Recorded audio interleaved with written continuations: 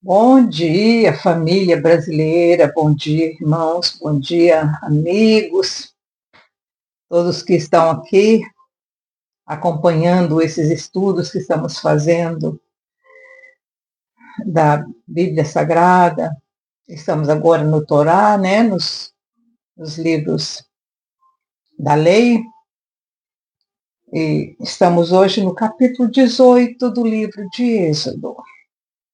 Já já estaremos entrando nos mandamentos, nos comandos. Hoje o capítulo vai nos falar sobre a visita do sogro de Moisés, trazendo a esposa de Moisés para ele. Depois desse tempo todo em que Moisés esteve no Egito, ela não estava lá. Lembra que Arão, irmão de Moisés, pediu para ele mandar ela de volta para a casa do pai, porque ele sabia que causaria problemas, porque ela não era judia. E Moisés teve que atender o irmão porque ele sabia que isso iria acontecer. Ele já teria um problema de aceitar Moisés, por ele ter sido criado no palácio de Faraó. Depois, por ele ter fugido, ter passado tanto tempo longe deles, e agora ele volta dizendo que é o Salvador. E ainda casado com uma mulher estrangeira, então não ia ficar bem, nem para Moisés e nem para Israel. Então, Moisés mandou a Zípora de volta.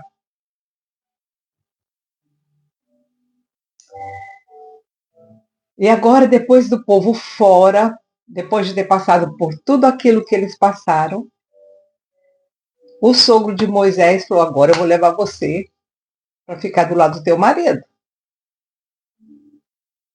Então é esse o capítulo que nós vamos ver agora. Mesmo assim, depois de tudo de Moisés ter se estabelecido como o Salvador, né? Como o libertador, houve problemas. Então vamos lá? Deixa eu só te falar que aqui hoje está aquela beleza. Nosso verão esse ano, gente, nosso verão esse ano não tá bom. De novo, porque o verão do ano passado também não foi bom, esse ano também não está sendo bom. Gente, eu nunca tinha visto milho da Pendão com meio metro de altura. É o que nós temos para aqui. Ai, ai, só Deus no comando, viu, gente? Só o Papai do Céu no comando da nossa vida. É desistir dessas coisas, porque trazer Brasil, trazer os Estados Unidos, trazer trópicos para esse lugar aqui não dá certo, não. O norte é norte mesmo, e se for lá para o sul demais também é problema, né? Então, vamos ter que nos acostumar em não ter essas coisas em casa. Os meus pezinhos de manga tá uma gracinha, mas ai, eu fico morrendo de dó, porque eu sei que eles não vão viver, sabe? Mas tentativas. Então vamos lá.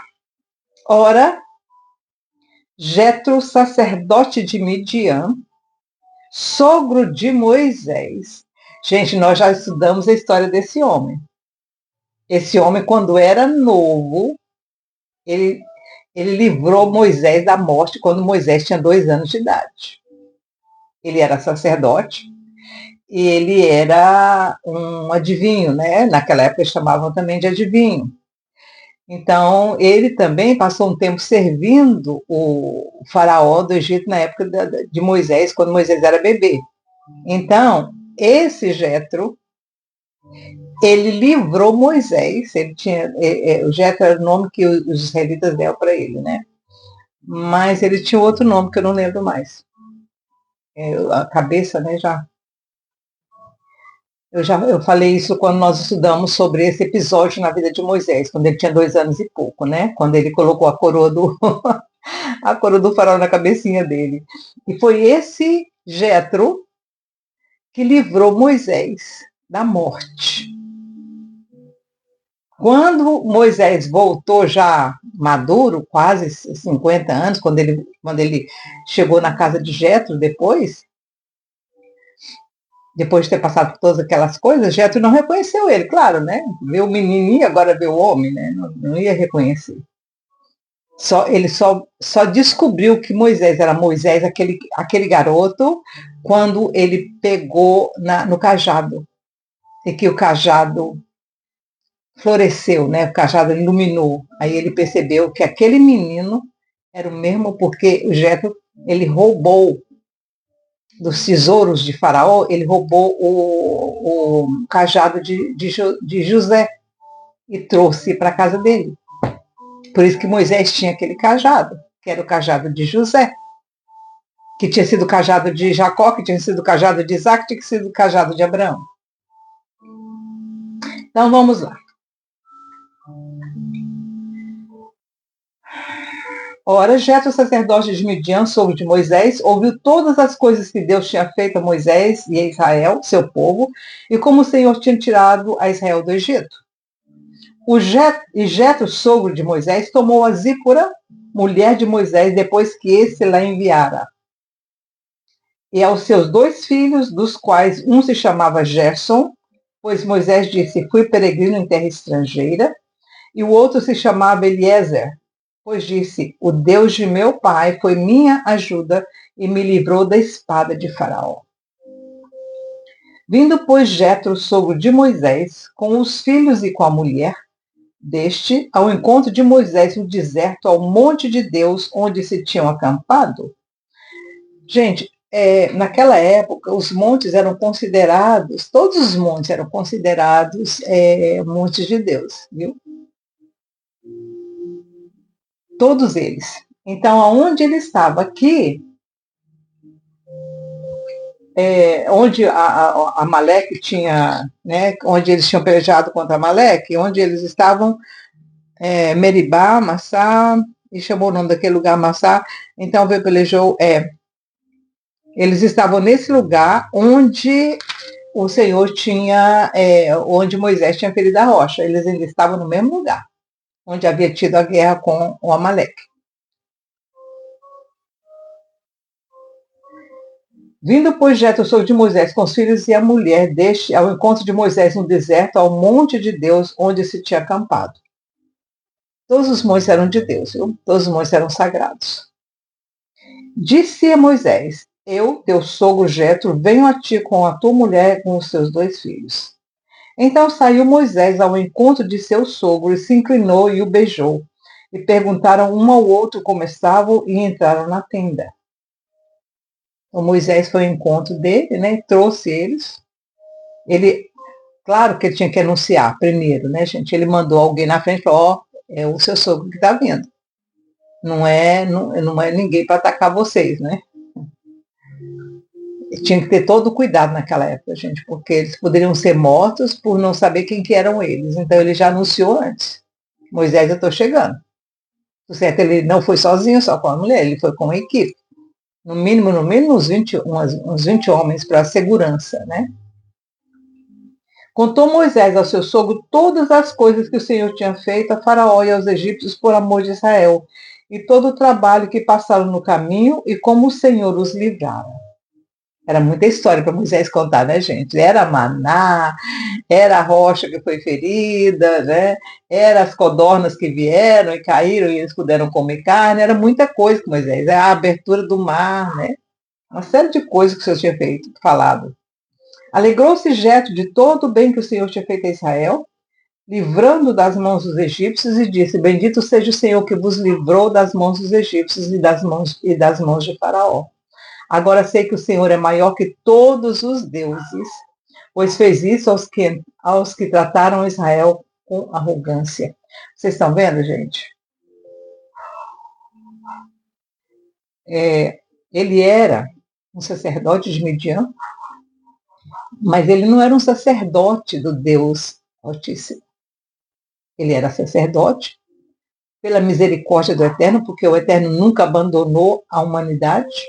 Ele sempre trouxe sacerdotes e homens inspirados para levar o povo ao Eterno. Mesmo que, como ele diz aqui, ó, agora sei que o Senhor é maior que todos os deuses, que Adonai é maior que todos os Elohims. Todo Elohim já é plural, né? Pois fez isso aos que trataram Israel com arrogância. O maior pecado que existe é a arrogância, gente. Arrogância, quando o homem é arrogante, ele cai. Nós estamos vendo uma situação aí, assim, exatamente agora, ontem, no Brasil. Um homem arrogante que se achava a bola toda. O que o Eterno fez com ele? Derrubou ele. Ele pode ter a atitude que ele tiver, ele está derrubado. Ele tem gente que é tão arrogante que ele morre, não deita para morrer. A esses, quando eles passam, a situação é bem complicada. Gente, tem seres humanos tão arrogantes que mesmo depois da morte não se curvam. A esses, no juízo final, vem a morte espiritual, vem a morte eterna. Esse homem que está sendo derrubado agora no Brasil. Se a misericórdia do Eterno não alcançar o coração dele enquanto ele está vivo, acabou para ele. O Senhor está derrubando ele, está dizendo, eu faço o que eu quero e eu trago justiça quando eu quero trazer justiça. E se ele não se dobrar à justiça do Eterno, ele está perdido. Completamente. Arrogância. Um pecado que não tem perdão. Se a pessoa continua arrogante, aí você fala, mira o que é arrogante? É aquele que se acha, ele acha que ele sabe tudo, ele acha que ele tem tudo, ele acha que ele é o mais. Não deixa espaço para crescer, não deixa espaço para melhorar, porque ele acha que ele já é melhor. Então, quando você acha que você é bom demais, você não tem onde crescer. E nós, como humanos, não somos nada. Nada. Nada, gente. Nós estamos engateando. A gente nem saiu ainda das fraldas. Em termos espirituais, em termos de ciência, em termos de educação, em termos de inteligência, em tudo, tudo. Nós ainda não conseguimos ler a cabeça do outro. Agora, algumas pessoas já estão com essa habilidade de olhar uma pessoa na rua e fazer uma leitura. Hoje nós já estamos começando a entender e a perceber a linguagem do corpo. Mas são muitas poucas pessoas que sabem fazer isso ou que estão acordadas para isso. Estamos engateando, gente. Nós não sabemos nada, nós não temos nada. Nós dependemos 100% ou 1000% da misericórdia do Eterno. Gente, vocês viram? Essa semana, teve um tremor de terra no mar, perto da Rússia.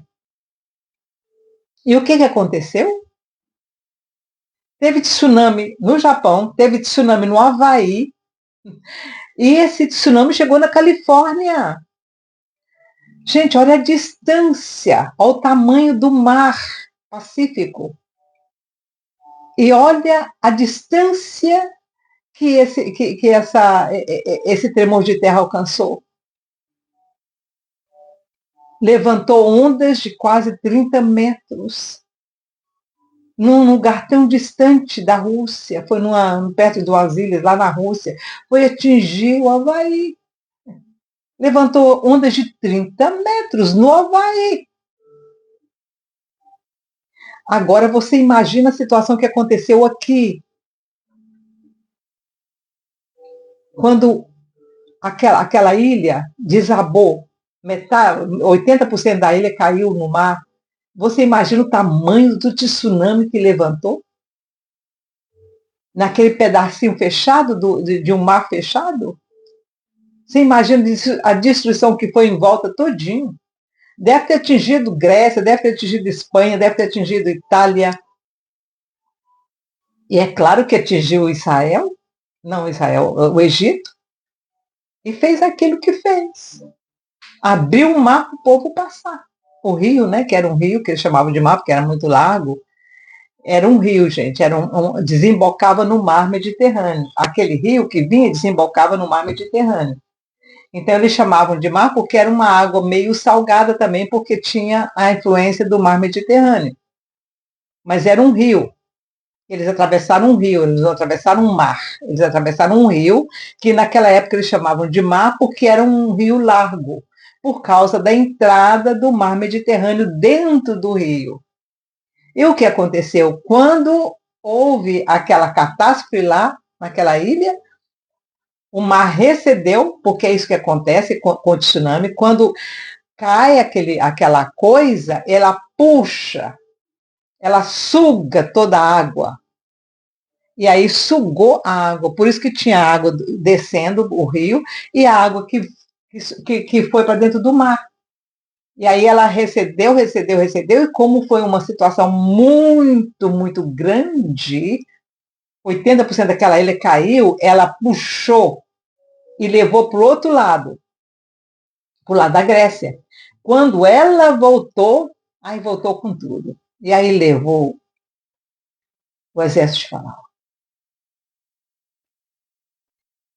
Se vocês perceberam o que aconteceu agora, vocês vão entender o que aconteceu aqui em Santorini, naquela ilha.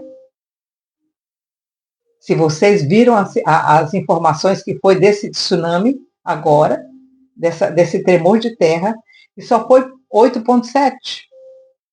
Aquele que aconteceu lá em Santorini deve ter sido 9 ponto tanto. E é claro que o estrago foi grande. É bom a gente observar essas coisas hoje, gente, e comparar com o que aconteceu nas situações bíblicas que nós estamos estudando, para a gente poder entender e para a gente poder aumentar a nossa confiança e a nossa fé. Né? Eu nem digo fé, porque fé é uma coisa que você não vê, mas isso aqui a gente está vendo. Né? Nós estamos vendo. Então, aumenta a credibilidade daquilo que foi dito na palavra. Que nós estamos vendo situações parecidas, não tão grandes como foi essa aqui, porque as destruições que houveram no passado foram muito maiores do que o que está acontecendo agora, muito maiores. Situações que aconteceram no passado que separaram, por exemplo, a África da América, você imagina o tamanho da destruição que foi para fazer uma separação entre África e América. Deve ter sido, assim, devastador. Vocês já ouviram falar no Yellowstone? Yellowstone é uma caldeira muito grande que tem lá, que abarca 3 estados dos Estados Unidos. Quando aquilo aconteceu, gente, mudou todo o cenário daquela parte do Pacífico. Tudo, mudou tudo. Foi tão devastador, que separou, que fez aquelas ilhas todinhas que tem ali no Canadá, tá?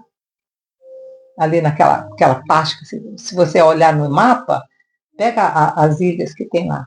As ilhas que tem nos Estados Unidos, lá do Canadá, vai subindo, né? Lá para cima você vai ver aquelas montanhas incríveis que tem no Canadá, subindo para o Alasca. A natureza é incrível. E agora está acontecendo de novo, mas não é tão grande quando foi no passado. As coisas no passado aconteceram muito mais violentamente do que hoje. Nós estamos com muita sorte. de não termos tido tantas catástrofes como houve no passado. Gente, o mar Mediterrâneo mesmo foi resultado de catástrofe, que abriu lá, aquela coisa lá do Gibraltar, né? Abriu o caminho e a água entrou. Agora você imagina o tamanho que não foi. Para você partir uma montanha para que a água do mar entrasse. São situações catastróficas que aconteceram no passado. Nós hoje não temos nada parecido, nada. Estamos vivendo um tempo de paz da nossa Terra. A nossa Terra, o nosso planetinha, está passando um tempo de paz. Então vamos lá. Então Jetro reconheceu que o Adonai, Yud-Hei Vav-Hei, que é o nome do Eterno, que a gente não pronuncia porque a gente não sabe como é que pronuncia. A gente só sabe as letras, mas como é que pronuncia a gente não sabe. O Senhor, o Eterno, deu as letras do nome dele só. É Yud-Hei Vav-Hei. Mas nós não sabemos como é que se pronuncia esse nome. Então, nós não pronunciamos. Por isso, nós chamamos de Adonai, de Hashem, Elohim, Elohá, El, porque nós não sabemos como que pronuncia essas letras. Nós não sabemos. O Senhor sabe. É bom que a gente não saiba mesmo, porque senão a gente viver falando igual a gente fala Jesus. Oh, misericórdia, Jesus de Nazaré, né? Não é assim? A gente ia ficar chamando o tempo todo. E para ele não é muito bom, né?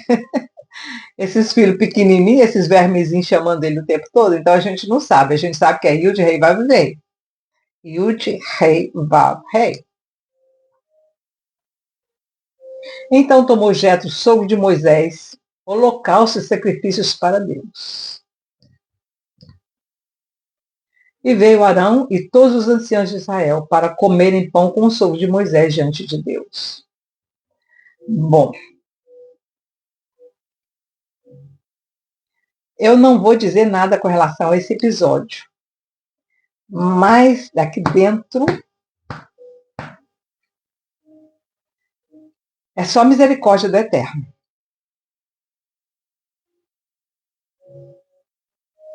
No dia seguinte, porque ele não era circuncidado, gente.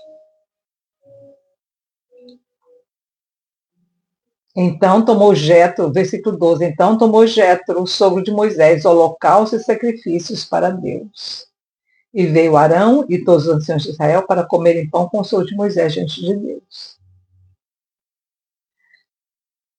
O Senhor sabe todas as coisas.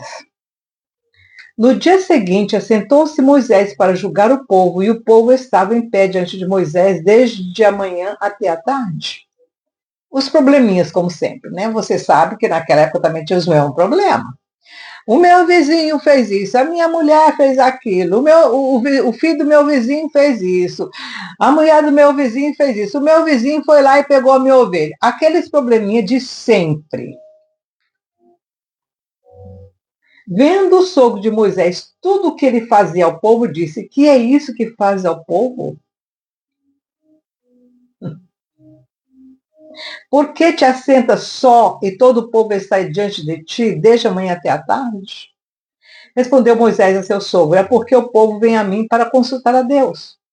Quando tem alguma questão, vem a mim para que eu julgue entre um e outro. Não disse para vocês? E lhes declare os estatutos de Deus e as suas leis. O sogro de Moisés, porém, lhe disse: não é bom o que fazes. Certamente desfalecerás assim tu como este povo que está contigo. O trabalho te é pesado demais. Tu só não podes fazer. O Moisés era mais ou menos igual a dona Miriam, que quer fazer tudo sozinha. Aí chega um tempo que chega o sogro de Moisés e fala: Miriam, ó, para com isso, mulher. Você vai precisar de ajuda. Esse ano que vem eu vou precisar de ajuda para pintar a parede da minha coisa lá. Eu não vou poder fazer, não, porque eu não vou dar conta, não, gente. Eu vou ter que aceitar eu vou ter que aceitar aqui o conselho do sogro de Moisés, do Jetro.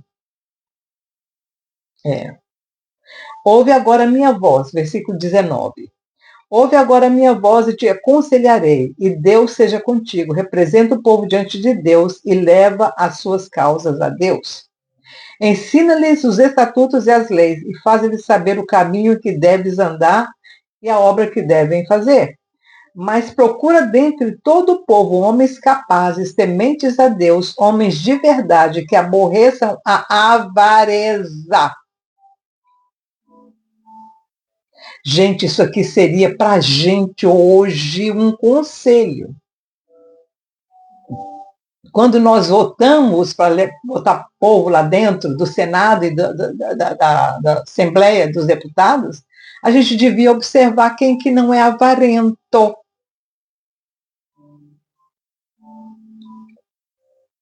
Olha aqui, versículo 21. Mas procura dentre todo o povo homens capazes, quer dizer, que têm inteligência, que saibam julgar entre um bom e um mal. Capazes. Tementes a Deus. Segunda condição. Tementes a Deus. Aqueles que não são tementes a Deus, que são comunistas, que são ateus, eles não deveriam nem estar lá. Quantos comunistas nós temos lá? Quanta gente ignorante nós temos lá? Que não são capazes, não têm educação para ser deputado e para ser senador e está lá. Inteligência, gente, é uma coisa, sabedoria é outra. Inteligência, você pode ser inteligente, mas se você não tem sabedoria para usar sua inteligência, não é nada. Então, homens capazes, homens sábios, homens inteligentes, homens que já passaram por situações difíceis e conseguiram vencer. Tementes a Deus. Não põe comunista lá, não, gente. Não põe ateu lá dentro, não, gente.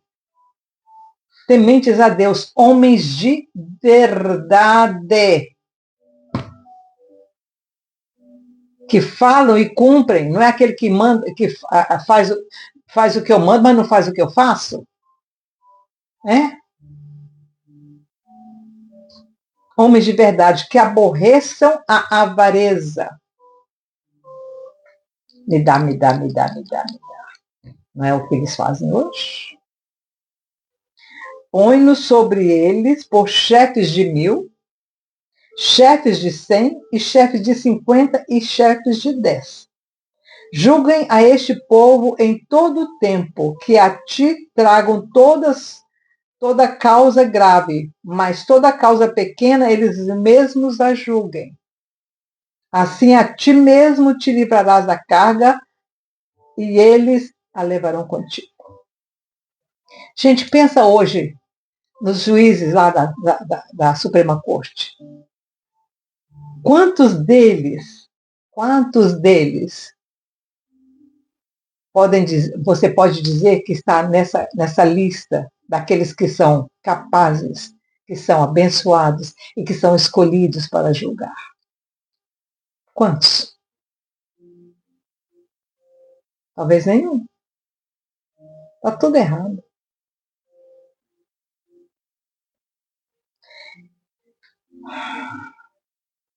Então, todas as coisas pequenas eles julgariam. Só as maiores mesmo, só aquelas grandonas, aquelas cabeludas, era trazida para Moisés. E se isso fizeres, e Deus assim ordenar, poderás então suportar a tensão, e também todo este povo irá em paz para o seu lugar. Moisés deu ouvidos à palavra do seu sogro e fez tudo o que esse lhe dissera. Escolheu Moisés homens capazes de todo Israel e os pôs por cabeça sobre o povo, chefes de 1000, chefes de 100 e chefes de 50 e chefes de 10. Então, aí nós temos quantos? 1000, 100, 50 e 10. São 4 categorias. O de 10, ele respondia para o de 50. O de 50 respondia para o 100 e o de 100 respondia para o 1000. O certo era assim, quando tinha um probleminha muito pequeno, que o 10 não conseguia, levava para o de 50. Aí, se o de 50 não conseguia, levava para o 100. Né? E aí fazia aquela coisa. Hoje nós temos mais ou menos isso, né, gente? Mais ou menos isso na nossa justiça, mas mesmo assim está defasada, né? Porque nós não temos homens capazes. Eles julgaram o povo em todo o tempo. A causa grave trouxeram a Moisés, e toda a causa pequena julgaram eles. Então despediu Moisés a seu sogro, o qual foi para a sua terra. Moisés nunca mais viu o Jetro. E Jetro nunca mais viu Moisés. E assim nós terminamos o capítulo 18. Ficou um pouco longo, né? Um capítulo pequeno, mas é que nós precisávamos dissertar, conversar sobre todas essas coisas que nós conversamos agora, gente. Nós vamos ter eleição ano que vem. Eu aqui da Inglaterra só posso voltar para presidente, eu não tenho como voltar para outras coisas, só tenho a presidência para votar. Eles podiam até abrir mais, pelo menos para a gente votar nos senadores, né? Deveriam abrir para votarmos nos senadores. Seria uma ideia, se você tem conhecimento com alguém aí do governo, com essa ideia que nós deveríamos também voltar para senadores. Né?